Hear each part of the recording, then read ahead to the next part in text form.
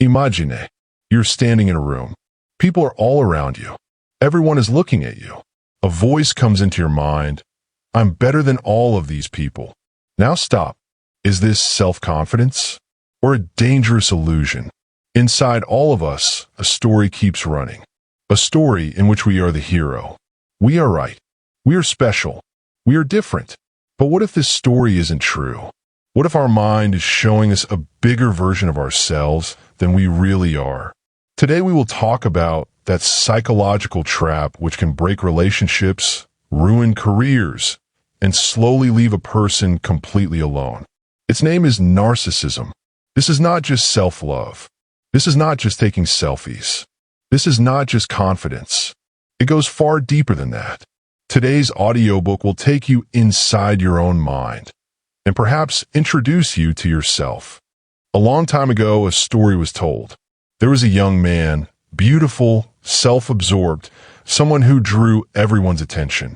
His name was Narcissus. One day, wandering through the forest, he came upon a calm, still lake. The water was completely motionless, as if time itself had stopped. He leaned over and looked into the water, and for the first time saw his own reflection. A clear, glowing face, sharp eyes, perfectly balanced features. He froze. He kept staring at himself. He felt there was no one more beautiful, no one more worthy. Every time the breeze created a slight ripple, his face seemed to break apart. He would become restless, as if his very identity was shattering. He would calm the water just to see his clear reflection again. Slowly, his world began to shrink. The voices of friends faded away. The rustling of trees became meaningless. The difference between day and night disappeared. He became so lost in looking at himself that the rest of the world stopped existing for him. They say he stayed there until he was separated from himself. In some versions of the tale, he was lost in the lake. In others, he became a flower that still bends toward the water's edge to this day. This is not just a myth. It is a symbol of the human mind. Narcissus was not just a person. He was a state of being. He was that moment when I become so large that we disappears entirely. Even today, millions of people stare at their own reflection, not in a lake, but in social media. A photo gets posted, a few seconds of silence, then the sound of a notification. How do I look? How are people seeing me? How many likes did I get? Every like is a small confirmation that I am visible, that I matter. But when the screen goes dark, what is left? In some way, we are all standing at the edge of that lake. The screen is our water. Our profile is our reflection. But the question is, are we truly seeing ourselves or just an image? And an even bigger question, are we too slowly sinking into that lake? Chapter 1. What is narcissism really? Narcissism simply means considering yourself extraordinary, exaggerating your own importance, expecting special treatment from others. At first glance, it looks like confidence, but at a deeper level is something else entirely. Pay attention, it is different from self-respect. Self-respect says, I am okay. I am capable. I am worthy of respect. There is stability in this. Calm, less comparison. But narcissism says, I am special. I am superior. The rules should be different for me. There is comparison in this. Competition, a constant need to place yourself above others. This difference seems small, but its impact on life is enormous.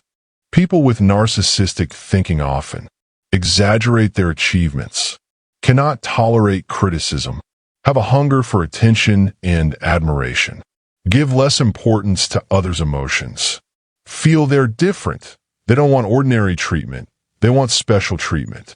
But here is an important twist. Such people are not always happy. From the outside, they may appear confident.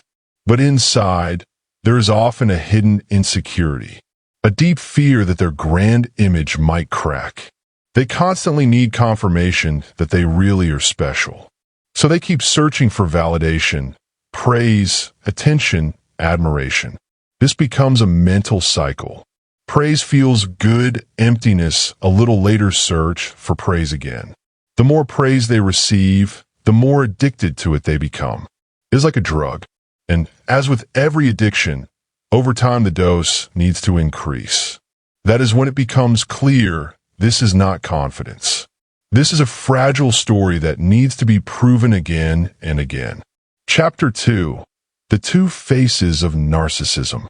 We often think a narcissist means an arrogant person who praises themselves constantly and considers themselves the best.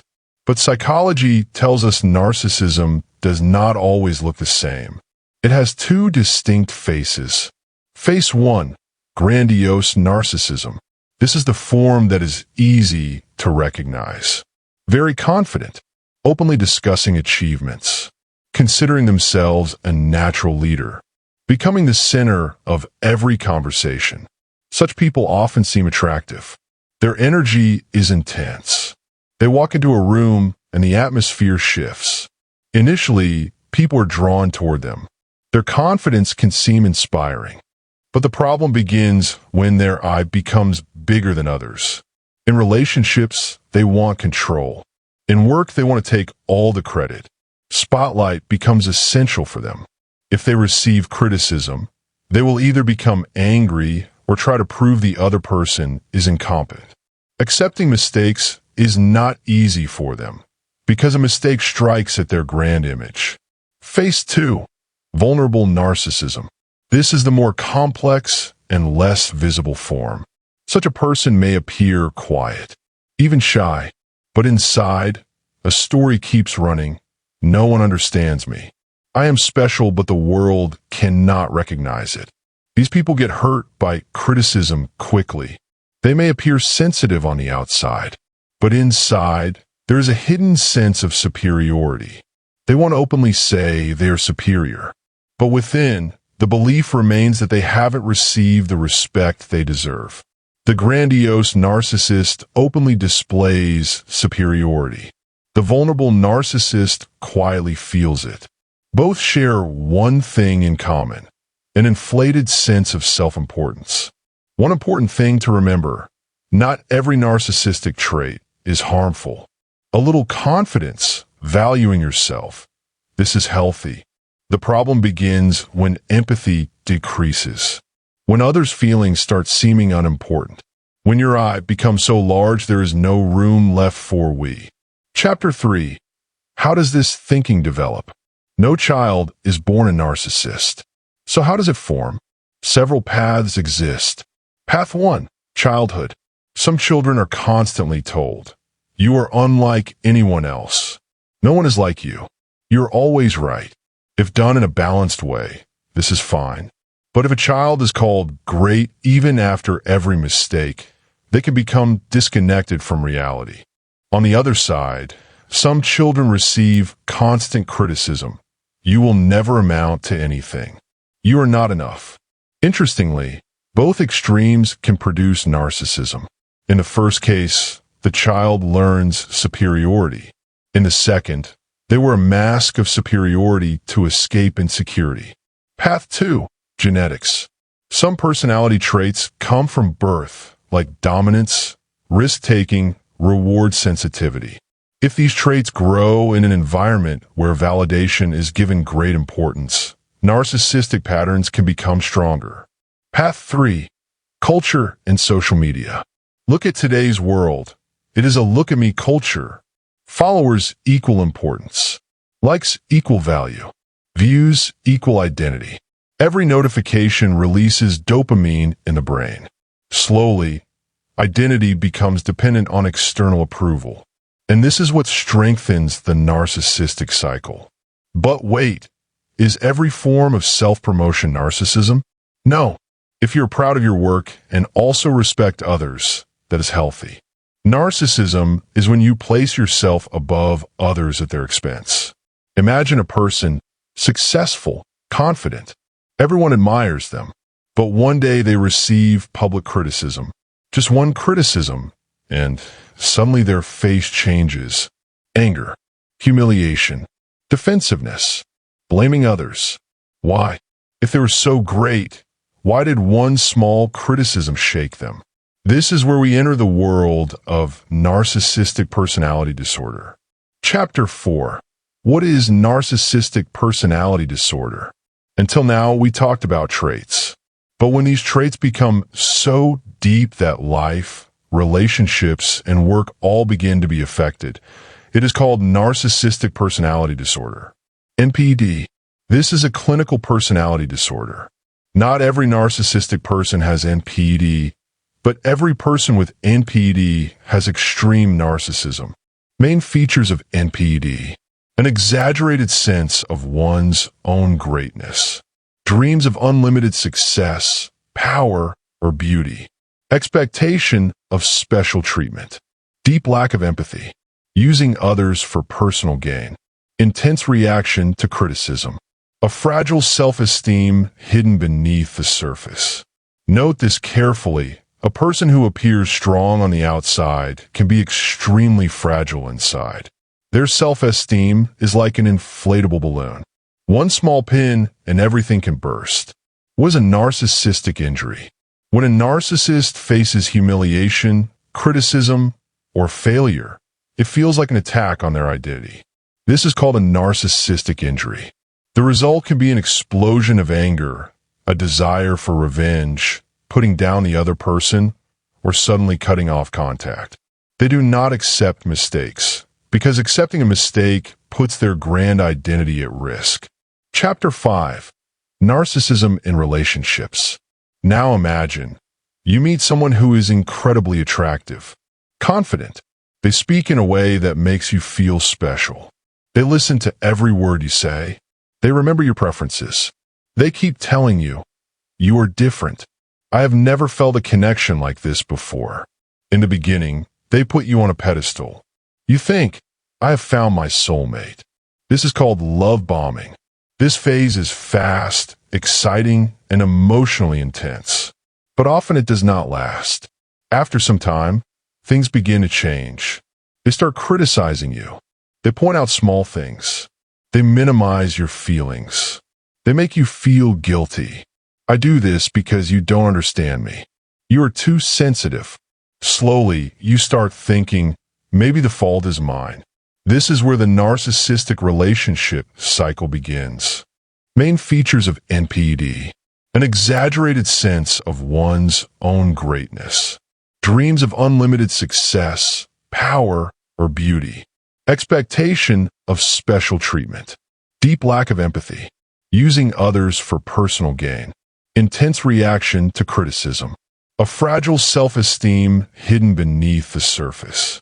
Note this carefully. A person who appears strong on the outside can be extremely fragile inside. Their self-esteem is like an inflatable balloon. One small pin and everything can burst. What is a narcissistic injury? When a narcissist faces humiliation, criticism, or failure, it feels like an attack on their identity. This is called a narcissistic injury. The result can be an explosion of anger, a desire for revenge, putting down the other person, or suddenly cutting off contact. They do not accept mistakes, because accepting a mistake puts their grand identity at risk. Chapter 5. Narcissism in relationships. Now imagine, you meet someone who is incredibly attractive, confident. They speak in a way that makes you feel special. They listen to every word you say. They remember your preferences. They keep telling you, you are different. I have never felt a connection like this before. In the beginning, they put you on a pedestal. You think, I have found my soulmate. This is called love bombing. This phase is fast, exciting, and emotionally intense. But often it does not last. After some time, things begin to change. They start criticizing you. They point out small things. They minimize your feelings. They make you feel guilty. I do this because you don't understand me. You are too sensitive. Slowly, you start thinking, maybe the fault is mine. This is where the narcissistic relationship cycle begins. The relationship cycle: idealization, making you feel special; devaluation, making you feel small; discard, creating distance or leaving; repeat, the same pattern again. This cycle is emotionally exhausting. A narcissist does not want a partner. They want a mirror, someone who reflects their greatness, someone who constantly validates them. And when the mirror asks questions, when you express your own needs, the mirror is replaced. The lack of empathy. Empathy means feeling another person's pain, not just understanding it, but connecting with it. A narcissistic personality can have cognitive empathy. They can understand what the other person is feeling. But emotional empathy is often low. They don't deeply feel it. This is why manipulation becomes easy for them. They know which word will hurt you and which word will pull you back. And the most dangerous thing is they can do all of this without guilt. This is why such relationships appear bright from the outside, but are deeply exhausting from within. Chapter 6. Narcissism in Power and Leadership. Throughout history, many leaders have been charismatic, fearless, confident, able to influence crowds with their words. And the truth is, many of them also possessed narcissistic traits. Why? Because some qualities of narcissism are useful in leadership. Strong confidence, a big and bold vision, the ability to take risks, comfort in the spotlight, the courage to move forward despite criticism. Such people appear stable in uncertain times. They are not afraid to make decisions. They can give people the belief that we can win. But these same qualities, if they go out of balance, can become dangerous. The problem begins when a leader stops listening to feedback, when they start considering themselves above the rules, when they feel they simply cannot be wrong. Empathy is the backbone of leadership. When empathy decreases, decisions start coming purely from ego. Such a leader can see disagreement as a threat, can take criticism as an insult, and gradually surrounds themselves only with people who say yes. This is where the ego bubble begins to form. Power amplifies narcissism. The more power, the less accountability. The less accountability, the bigger the ego bubble. And inside the bubble, the person feels invincible. But history shows again and again, when this bubble bursts, the impact is not just on that individual. The team is affected. The institution is affected. Sometimes the entire society is affected. That is why confidence is necessary in leadership. But equally necessary is humility. Because if power is not balanced, it can change not just a personality, but an entire future. Chapter 7. The Toxic Charm. The Trap of Attraction. Narcissists are often charming. They walk into a room and the atmosphere suddenly changes. People turn to look at them. They speak confidently. They look you in the eyes. They make you feel like you are the most important person in the world right now. They show big dreams of the future, big plans, big words, big impact. At first glance, this seems inspiring. You think this person is different, but this charm is sometimes a strategy. They need admiration, attention, validation. Charm becomes a tool for them, a way to pull people into their orbit. In the beginning, everything feels genuine, but gradually it becomes clear this persona was carefully crafted. Every smile calculated, every word measured, every gesture designed for effect.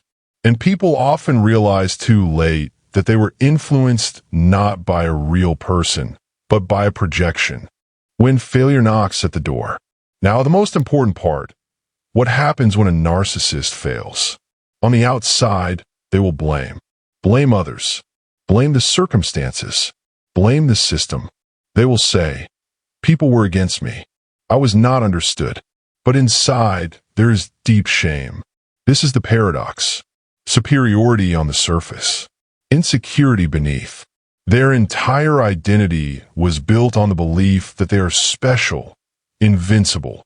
And when reality collides with that story, there's a tremor within. This is why the narcissistic personality is never fully satisfied. They always need something more attention, more validation, more power. But no matter how much they achieve, the emptiness remains. Because the problem is not about achievements. It is about identity. Chapter 8. Is the modern world increasing narcissism? We are living in a time where personal branding is normal. Self-promotion is considered skill. Standing out is described as essential. Followers and subscribers have become social currency. None of this is wrong in itself. In today's competitive world, presenting yourself is necessary. But the problem begins when our identity becomes dependent on external validation. Every like gives a small pleasure. Every comment feels like a small reward. The brain releases dopamine, a light excitement, a momentary satisfaction. Gradually, approval can become addictive.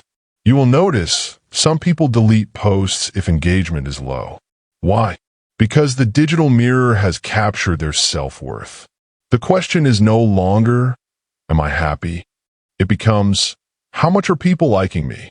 And when approval does not come, restlessness, a slight emptiness, an unknown tension.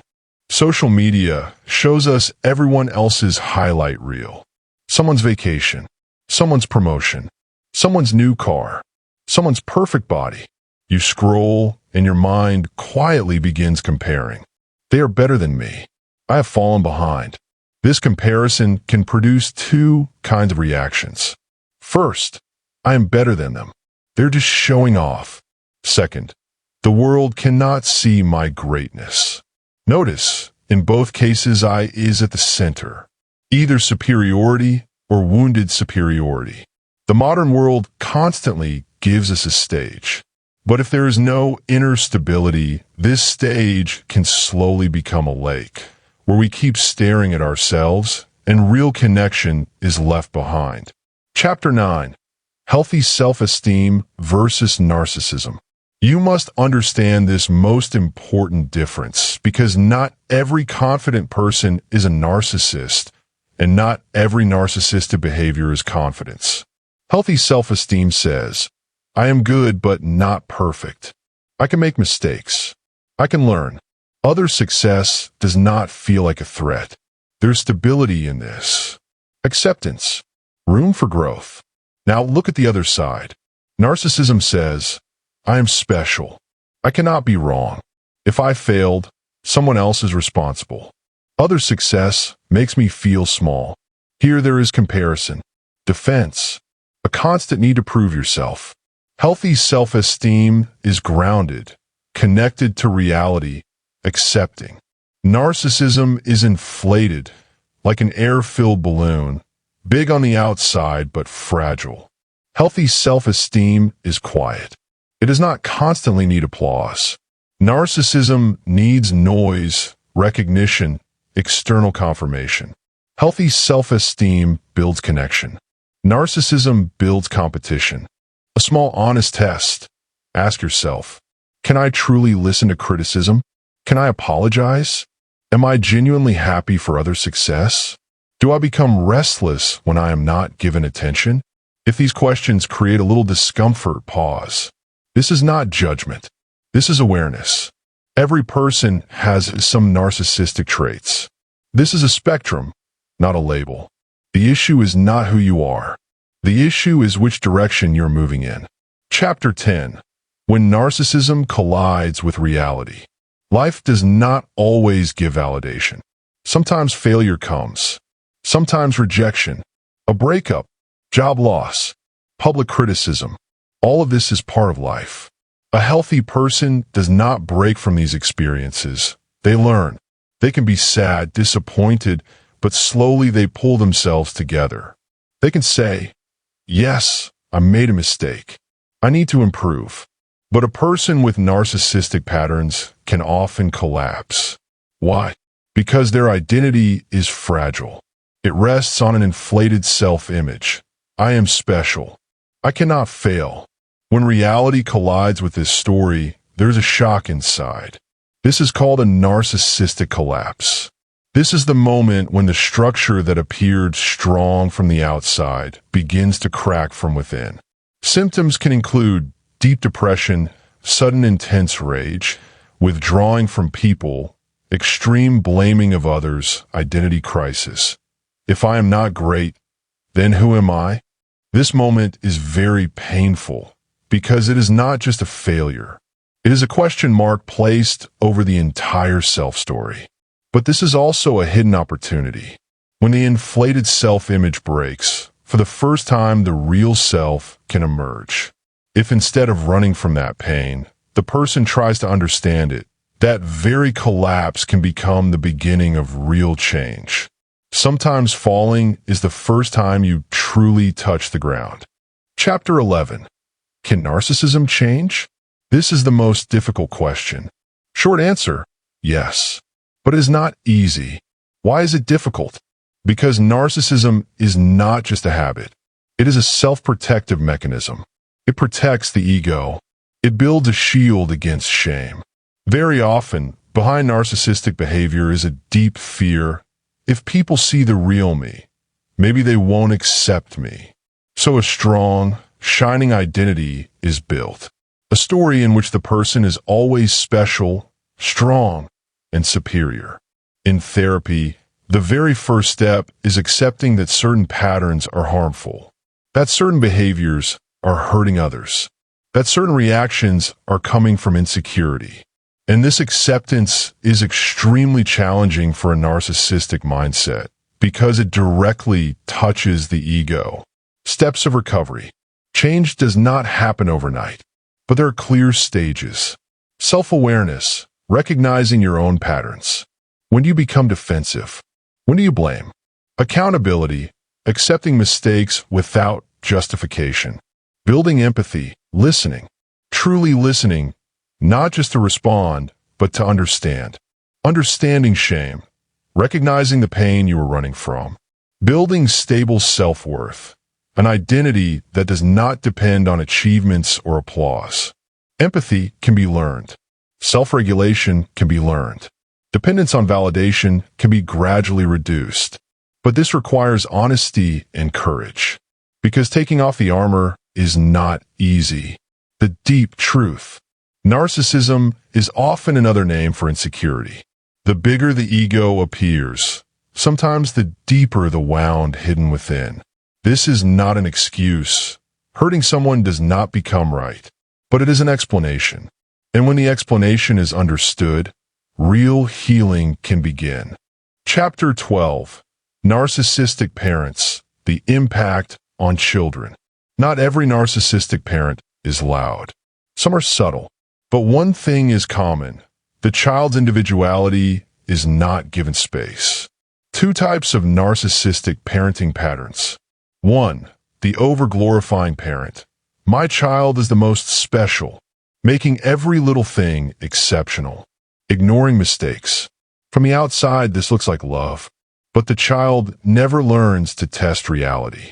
When the world does not give them special treatment, they experience an identity shock. 2. The emotionally controlling parent, seeing the child as an extension of their own image. You must become what I want, controlling through guilt or shame. Such children go in one of two directions. Either they develop narcissistic traits themselves, or they grow up with extreme self-doubt. Both are unhealthy. The invisible wound. In narcissistic families, there is often a lack of emotional validation. The child learns, my feelings don't matter. I will have to do something extraordinary to get attention. This pattern continues into adulthood. Chapter 13. Gaslighting, Psychological Control. Gaslighting is a manipulation technique. It doesn't work loudly. It works gradually. So subtly that in the beginning you don't even feel it. Suppose you say, you hurt me yesterday. The answer comes, you are too sensitive. I never said anything like that. You exaggerate everything. At first you think maybe it is a misunderstanding. But if this begins to happen again and again, you start questioning your own experience. Did I really hear it wrong? Am I overreacting? Is the problem within me? Slowly you begin to doubt your own perception. This is gaslighting. Narcissism and gaslighting. A narcissist does not want to accept a mistake because accepting a mistake injures their inflated self-image. So they reshape reality, denying facts, retelling past events differently, twisting conversations, making the victim appear unstable or irrational. Sometimes they say, "You always remember things wrong." Sometimes, "You are being dramatic." Gradually, the victim begins to think, "Maybe I really am the one who's wrong." This is psychological erosion. It does not happen in a day. It happens over months or years. The most dangerous effect, self-trust, can be destroyed.